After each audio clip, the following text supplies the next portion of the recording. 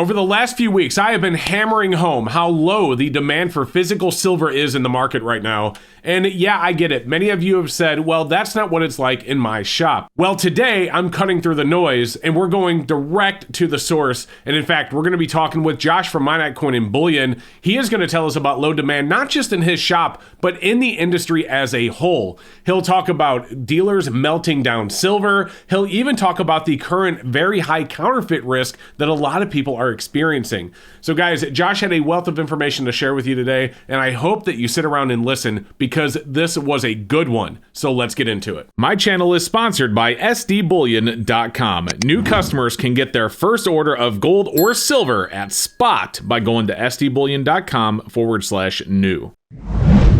All right, guys, today we are joined once again by Josh from Coin and Bullion. Josh, welcome back to the show. How are you? Great. Thanks for having me again. Awesome. Hey, listen, Josh, I want to get into a topic I've been wanting to talk about. Is we've talked about this before, so I want the people watching to understand. I'm not trying to repeat myself, but I've covered very recently the low premiums, and I mean low premiums that we're seeing on 90% on rounds. I was looking at some online dealers with 99-cent rounds, and for an online dealer, that's pretty good. 90% at spot price with multiple online dealers. Silver Eagles now, I'm starting to see online dealers under $4 an ounce over spot. Josh, is this a result of low physical demand for silver? Is that what you're noticing? Yes, absolutely. I think retail demand is quite weak right now, and that's had a direct impact on premium. There's still a lot of sellers in the market. So, me personally and just other dealers that I talk with as well are still buying a lot of product, a lot of gold and silver across the counter from the public, which is creating an excess in the wholesale and retail channels, which is forcing premiums down because not a lot of retail customers are scooping it up.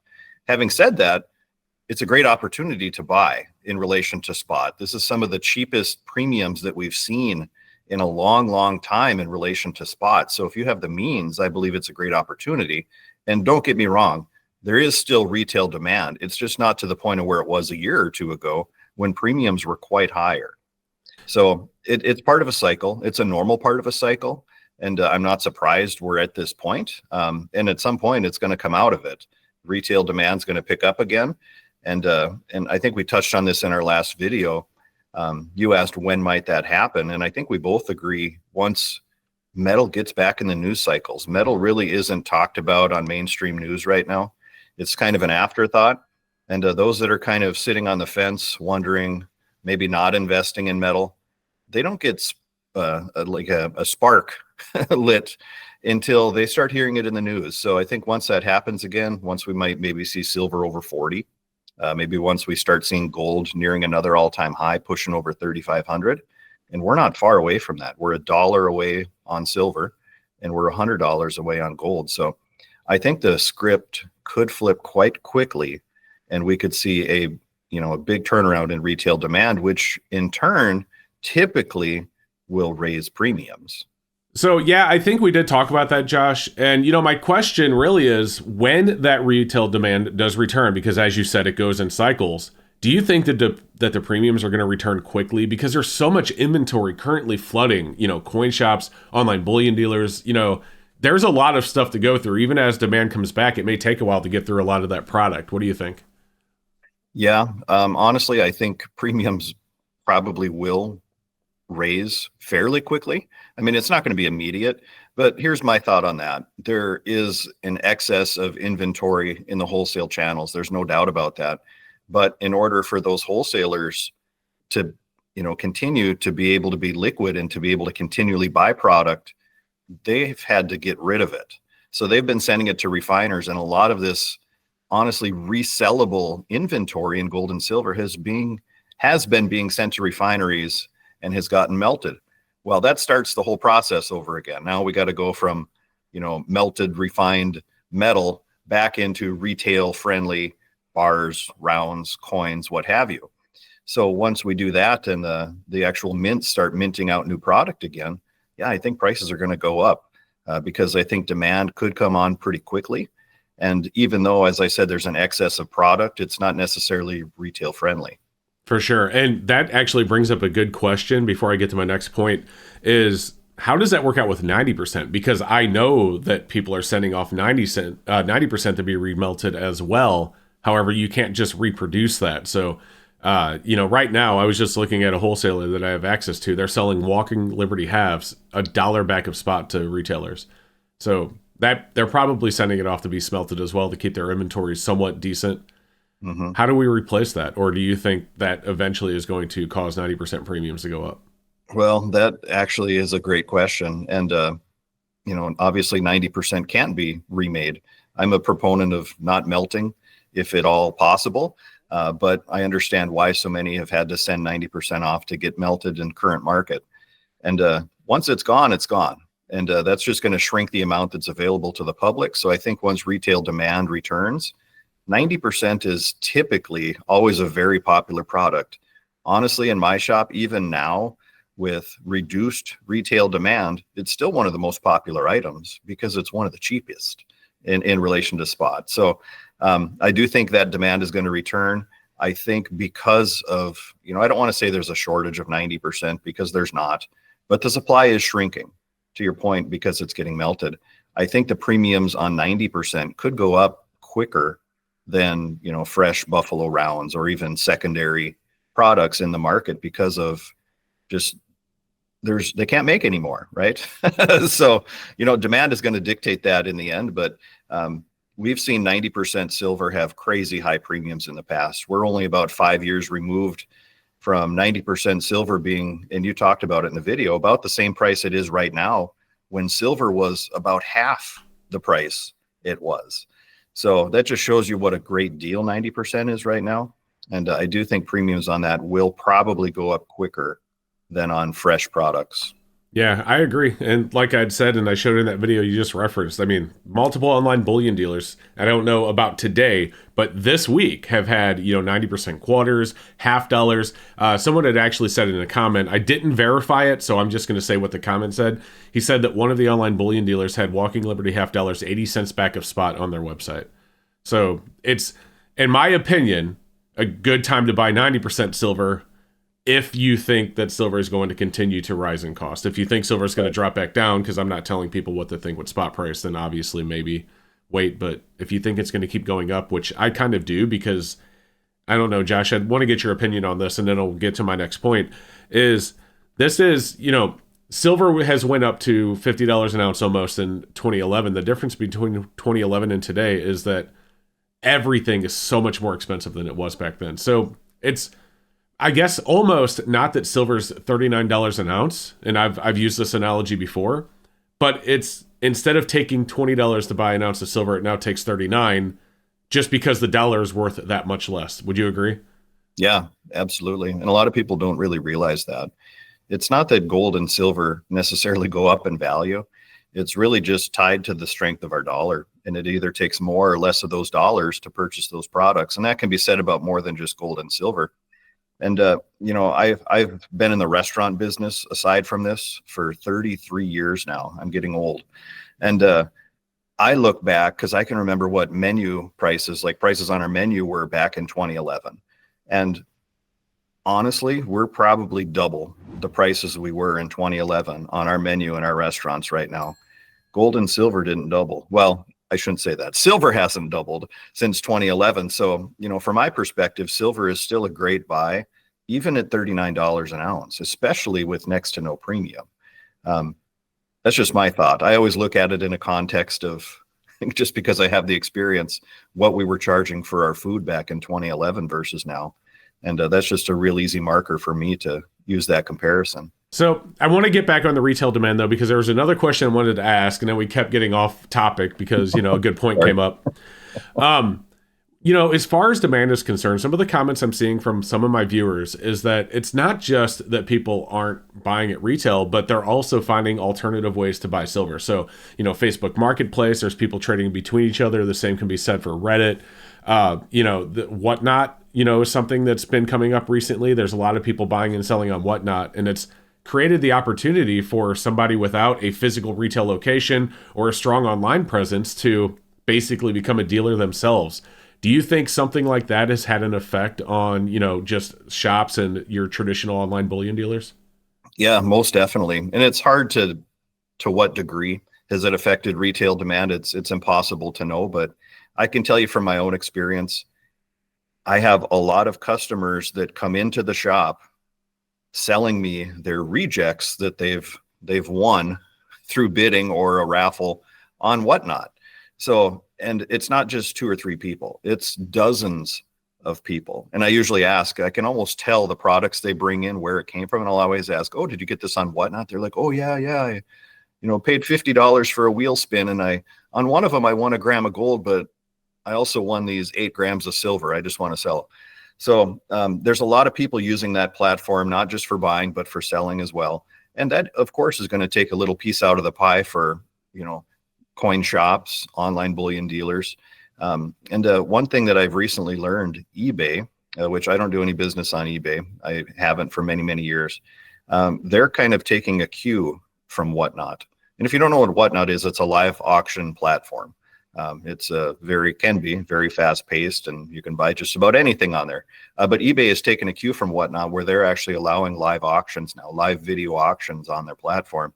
So they're changing with the times. And, I think the whole dynamic of our industry with precious metals, coin collecting, is changing. And you really got to roll with the changes. If you don't, you're going to get left behind.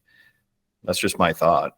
Yeah, I don't disagree. And just so you know, you had brought up the wheel spins. I want to say that I'm going to be starting my first stream on Whatnot literally in 2 days from the time we're recording this, on Saturday, the 30th of August. But I don't just dislike, I despise the wheel spins and the raffles in the games. So I guess when I was bringing that question up to you, I was more referring to the people that are just selling it the proper way, using auctions, Correct. which is what I will be doing. So, by the way, guys, if you want to follow me on Whatnot, if you want to join my first stream, I got like $500 in giveaways. This is not a sponsored spot. I did get sponsored for one video by Whatnot, which was earlier this week, but that obligation has been fulfilled. So just so you guys know, this is not Whatnot paying me for this plug, I promise. I just letting you guys know I would love to have you in my Whatnot stream. So I'll put a link for it down below, because I have like $500 in giveaways. I have like $99 1 gram gold bars. We'll have 30 of those available during the stream, 100 lots. It's going to be fun, but there will be no wheel games. There will be no raffles, where you can get a grain of silver or a 100-ounce bar. And Josh, I'll tell you that about a year and a half ago, Whatnot had reached out to me asking me to do it, and the reason I turned them down was because that was so prevalent. It doesn't seem to be as prevalent today, but one of my mods actually did it. They paid I think it was $15 or $20. I don't remember the exact amount. It was a lot of money for a spin on a wheel. And I don't know what the ceiling was, is what they call it. It was like a 1 ounce gold buffalo or something. But the floor, which was the majority of what he was giving out, was 1 grain, not 1 gram, 1 grain silver bars. And just so you guys know, a grain, it takes 480 grains to make 1 ounce. So he got he got 1/480th of an ounce of silver for his $15 or $20. Do the math. You know what I mean? Multiply 15 times 180 or 480 and do the math. But anyway, back on topic. I do think that those platforms are having an effect, and to your point, to what extent, I don't know. It'll be interesting to see where we go in a couple of years, and it will also be interesting to see, there's a lot of local coin shops on platforms like that. I wonder if that's going to continue to, like, more on, local coin shops are like, man, we're going to have to do something, maybe we jump on this train or whatever it may be. Who knows? Maybe we'll see big bullion dealers. What do you think? Yeah, most definitely. And, for me personally, I've done that. And I've been encouraged by many to join the Whatnot platform for several years, and just thought, oh, no, I don't really have the time. I don't have the need. But the situation myself and a lot of other coin dealers are in now, that we already said, there's a lot of inventory coming in from the public. What do you do with that inventory? You can't always send, buffalo nickels to a wholesaler. I mean, I guess you can. There are some that buy them, but random sets, things like that. What kind of platform? How do you get rid of these if you can't sell them in shop? Whatnot is a great vehicle for that. And this is, it's just the reality of things. And I've had to use that, and I've used that platform to move product, and it's worked well for me. And I think it's worked really well for others too. And I'm going to be there supporting you on your first one. I'm excited for it. Yeah. And there's been other platforms as well. I don't want this to sound like a big Whatnot plug. So there's like, Drip was another one. I think that's what it called. And then obviously, as you had said, eBay Live, and I'm sure there's going to be a lot of other, copycats out there. So Mhm. eBay probably has the best chance. I know they've been doing that for a while, actually, I think. Yeah, I was Yeah. completely unaware of that till somebody, because I've just stayed off of eBay, Yeah, so I didn't know. But yeah, I don't like eBay. But actually eBay does bring up a point because before Whatnot and all this, eBay did exist. I mean, people had the ability to sell on their own, with eBay for, decades now. So Mhm. I mean, in online bullion dealers and local coin shops thrived in that environment. So maybe it won't be as big of a deal as we think. I don't know. But I don't know. Josh, we're going to let it go there. The video is running kind of long, but as always, and I know you hate this question, but is there anything that you wanted to bring up or say that I didn't bring up with you today and share with the audience? Sure. I want to quickly just talk about um, counterfeits. I know that's completely off topic to what we've been talking about lately. No, but you know what? Let's do it. We're going to extend the video. Let's get into it, Josh. Go ahead. Okay. I've already touched on it. I've seen a huge influx, and so have many other dealers that I talk to, and some that I don't, that I'm just aware of people bringing stuff into coin shops all across the country to liquidate because prices are high. Sometimes it's out of, financial need or necessity. Sometimes, I inherited it. I don't want it. I'd rather have cash. Along with that, I've seen an influx in the amount of counterfeit stuff that has come into my shop. Fortunately, I have a trained eye, not saying I could never be fooled, but I've had several items, in the past 6 weeks that have come in fake. I've had fake Canadian gold maple leafs. I've had fake pre-1933 gold. I've had fake platinum bars. I've had fake gold bars. I've had fake silver bars. I've had fake silver eagles and proof silver eagles. There's just a lot of stuff out there.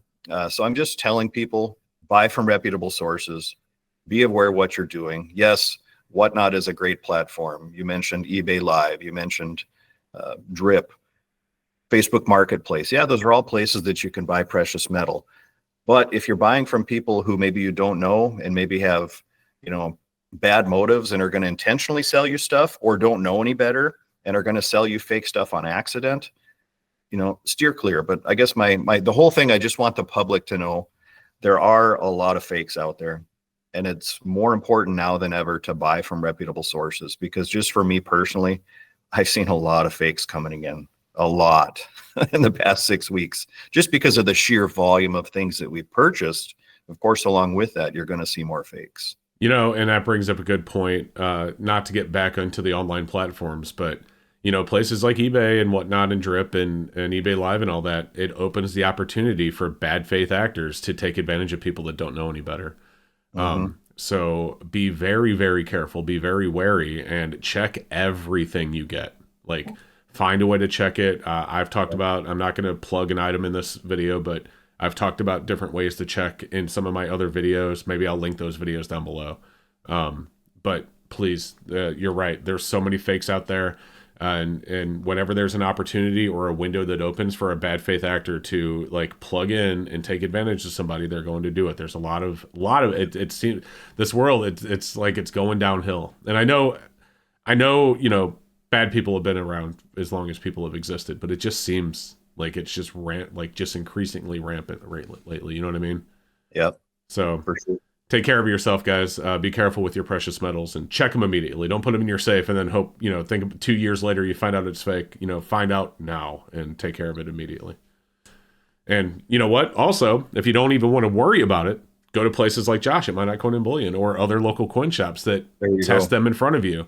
And they will protect you because they're not going to risk the reputation of their business by selling you fake product. So there is value in going to places like, local coin shops and Absolutely. the big reputable online bullion dealers like SD Bullion, my sponsor. So, all right. Well, guys, thank you again. I appreciate it. Josh has his own coin shop. If you didn't get that already, at Minot Coin and Bullion, it's in Minot, North Dakota.